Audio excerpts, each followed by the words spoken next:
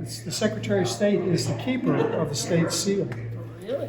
And nobody can use the seal unless the Secretary of State gives permission for it to be used. And obviously it's not given out so that it can be used for commercial purposes, but it's just a really important reflection of the state. When I saw the platter for the first time, I mean, that's a beautiful piece of work. And I think because of that and the fact that the Secretary keeps the seal, the Archives is a very appropriate place to house it, and hopefully we can put it on display in a very prominent spot here. And so, you know, he was not only a talented artist, but I guess he was a very talented musician as well. And it is clear in the biography that was given to me that because this is kind of an official receipt of a gift, I would like to read this. I think the family put it together, and it's really well done. So these are the highlights of Mel Whitcomb, professional careers as an artist and a musician. Melvin, also known as Red, was a 1945 graduate of Concord High School. Upon graduation, he entered the Navy. The war ended before he saw action, and he subsequently spent time playing trumpet with the 1st Naval District Band in Boston. He was a 26-year-old veteran of the New Hampshire Philharmonic, as well as a past president at one time. He offered private lessons throughout his career. He studied trumpet with Armando Gatalla, a well-known American orchestral trumpeter who played with the Boston Symphony Orchestra for 28 years, whom Mel studied under for a number of years. Mel was a member of the Nevers Band for 56 years, a semi-professional concert band that has been in existence in Concord since the Civil War. Career-wise, he thought of becoming a professional musician, but when his mentor, Gatalla, told him that he would have to practice 8 hours a day for a whole year to qualify to play in the Boston Symphony, he decided he did not have the endurance for such a commitment. I can understand why. One of his most memorable experiences was when the Nevers Band played for Christa McAuliffe upon her selection as the teacher in space in 1985. Melvin remembered how McAuliffe said she wanted to conduct the band. With Paul Giles, the late band conductor, standing behind her, her wish was granted. Upon returning to Concord after his brief Navy assignment, he accepted a job with the New Hampshire Department of Highways, now the Department of Transportation. He remained with the department for 46 years, serving as supervisor of mapping and graphics, retiring as a Cartographer III in the graphic arts mapping section of the Division of Planning and Economics. While employed with the New Hampshire DOT, he not only designed report covers, brochures, letterheads, as well as map layouts, but also drew site plans and building renderings for other state departments, such as the Division of State Police, Department of Health and Welfare, Department of Safety, Department of Personnel, Civil Defense, Emergency Management Planning, and the Governor's Office. And you know, hearing that, there have got to be boxes that have his artwork in them, in the stacks.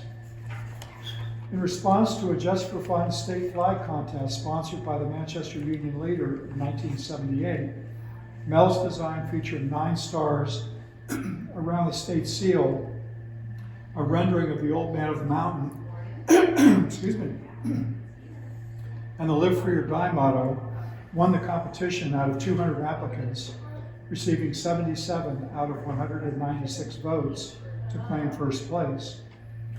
In the summer of 1988, he entered into a flag competition for the American Federation of Musicians. His design was selected, and according to the article in the Concord Monitor in August of 1983, the flag will flap over the doorways of every Union local in the United States and Canada. Speaking of flags, Mel designed the City of Concord flag in conjunction with Wendell and Ralph Holt input. Perhaps his greatest New Hampshire creative art legacy is threefold: a full-scale painting of the New Hampshire State Seal on a tin platter, a brass belt buckle portraying the Old Man of the Mountain, that was formally accepted by Governor Melvin Thompson, and that's right there.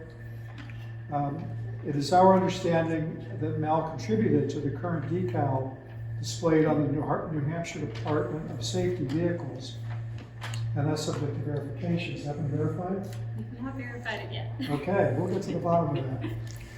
And on a personal note, Melvin biked over 10,000 miles while he resided in Concord during the 30 years of marriage to his wife Norma, and Mel was a man of many talents. Much of his non-professional artwork is still proudly displayed in Norma's current place of residence. And so the artwork of the seal is presented to the New Hampshire State Archive Center on March 20th, 2024. And I would like to thank you for that gracious gift. It'll be a treasure for the state of New Hampshire and the residents that live here. And we'll make sure that it's in a visible place so that people can appreciate it. He loved doing what he did. It just flowed from his nature to do that sort of thing. Well, he left a great legacy that is going to last. I'm so glad. For a long All time. the state of New Hampshire, he really did. He wouldn't. I don't believe he ever would have lived anywhere else. He just loved New Hampshire. Association with the Boston Symphony was interesting too, and we met quite a few people from there, and they have become our friends, and that was our life. And of course, he taught all these students. And some came, Kathy. Yes. How long did your son take lessons? Probably 6 or 7 years, I'm thinking. Yeah, that's what I was going to say. But he gave lessons with all these other two. And they came to the house after he got out of work in the afternoon. So, Well, I think Ashley's our state archivist. nice to meet you, Ashley. Nice to meet you too, Norma, and I'm just so honored to be here with you all, and I really appreciate this gift to the archives and the opportunity to preserve Melvin's legacy for future generations. I mean, it's quite the legacy, so. Well, he felt very close to the state of New Hampshire. So can we get some pictures?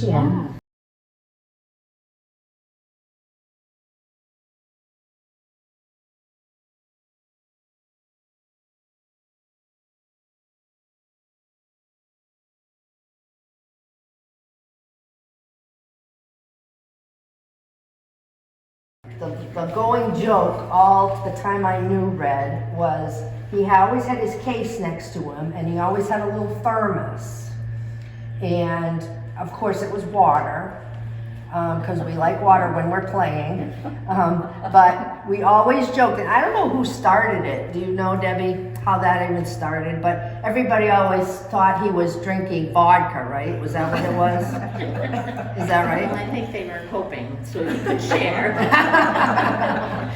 I don't remember how that all started because I'm one of the younger folks in the group, but that was always the big with Red. I can see What's where it in was your at. thermos tonight, Red? Well, it's hard to play, and to play an hour and a half concert and then get up and do a solo, so we'd always need some water before he was to play, and a lot of us do. The state police never operates on long-term plans. We operate on what's happening right now. That's the way our life was.